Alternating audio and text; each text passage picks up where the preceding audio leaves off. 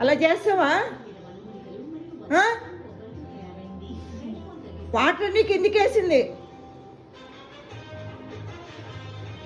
దెబ్బలు పడతాయి చూడు ఇంకోసారి అట్లా చేస్తే. క్లాత్ తీసుకొచ్చి తుడు.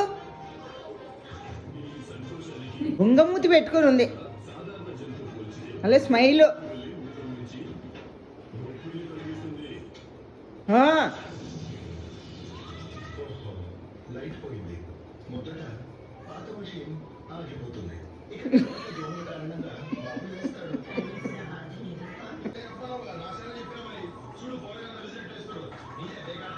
టవల్తో తుడుస్తారా?